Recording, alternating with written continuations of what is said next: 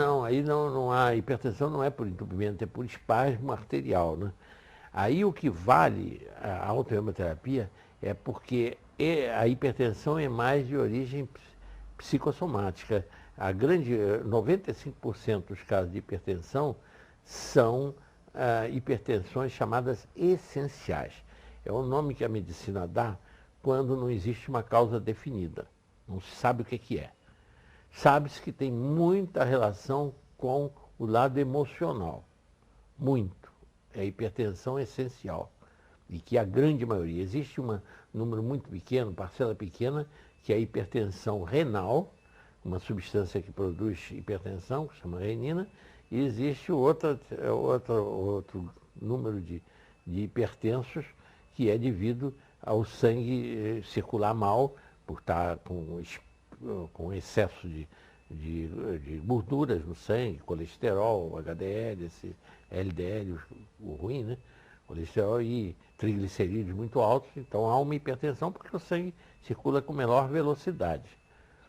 Mas, de qualquer maneira, a autohemoterapia funciona muito bem porque vai atuar, no caso mesmo da essencial, essa que representa mais de 90% dos casos, vai atuar no sistema neurovegetativo, reequilibrando o vago simpático. E na hipertensão é uma dominância do sistema simpático que contrai os vasos sobre o sistema vago que dilata os vasos. E reequilibrando ajuda ao tratamento da hipertensão.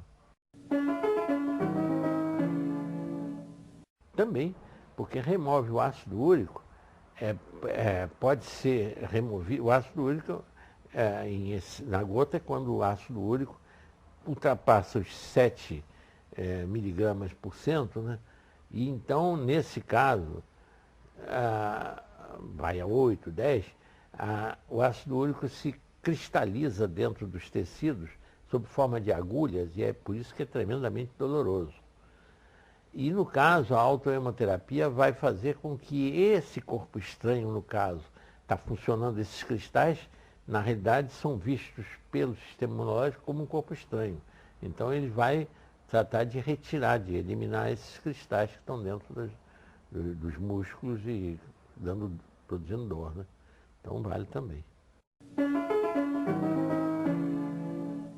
Quando o Beckenbauer pendurou as chuteiras, deixou de ser jogador e passou a ser técnico da seleção alemã, ele disse que ele atribuía o desempenho físico dele à autohemoterapia, que antes de cada jogo ele fazia uma autohemoterapia de 10 ml em todos os jogos, fazia sempre. E ele atribuía isso tanto à saúde que ele tinha, quanto à resistência física nos jogos. E isso foi a declaração dele quando deixou de ser jogador e passou a ser técnico da seleção alemã. A polimiosite como a dermatomiosite, são doenças, e a artrite reumatoide, todas são doenças autoimunes. Toda doença que tem uma origem autoimune, quer dizer, tem como origem uma perversão do sistema imunológico, que ataca o próprio corpo como se fosse um corpo estranho, é válida o uso da autohemoterapia. Por quê? Porque, em primeiro lugar, a aplicação do sangue, e se for difundida em vários lugares, melhor ainda, desvia a agressão imunológica para o sangue, diminuindo a pressão da agressão sobre os tecidos que estão sendo agredidos. No caso da polimiosite, tecido muscular. Na dermatomiosite, tecido muscular e cutâneo. Então desvia. Experiência eu tive com a dermatomiosite, mandado por minha colega dermatologista, a doutora Rícia Florião. Agora, polimiosite ainda não usei em nenhum caso.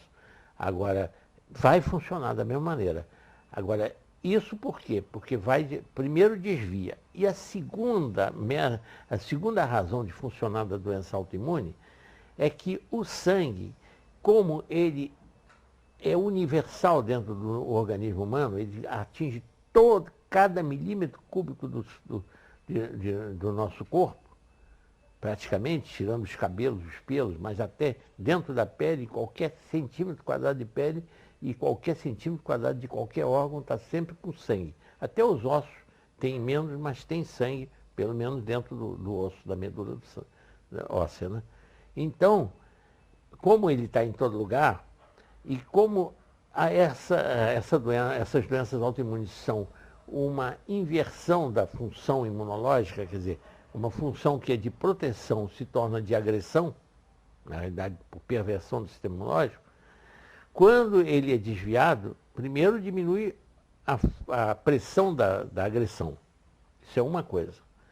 E segundo, e aí é muito importante, mas isso eu não posso provar, porque só a pesquisa laboratorial poderia provar. Os casos, como o sangue contém os mesmos elementos que esse sistema imunológico está agredindo, seja qual for a doença autoimune, vai criar nesse sistema imunológico uma espécie de perplexidade.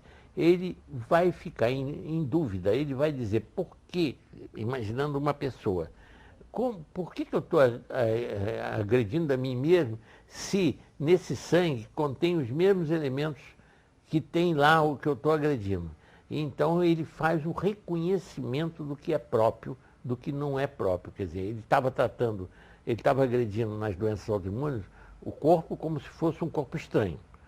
E ele vai acabar reconhecendo essas áreas que ele está agredindo como próprias através dos elementos do sangue que são os idênticos àquelas áreas agredidas. Mas isso eu não posso provar, isso é apenas um exercício de inteligência, para tentar explicar o porquê que há curas de doenças autoimunes, curas definitivas. Não é melhora apenas. A melhora é muito bem explicada. Simplesmente desvia a agressão para o sangue e, naturalmente, diminui a agressão para os lugares onde ele está agredindo. Isso seria uma parte.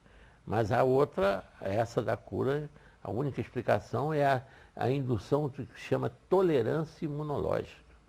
Isso que ocorre nas alergias, né, que eu tenho ótimo resultado e tudo, que é uma intolerância imunológica.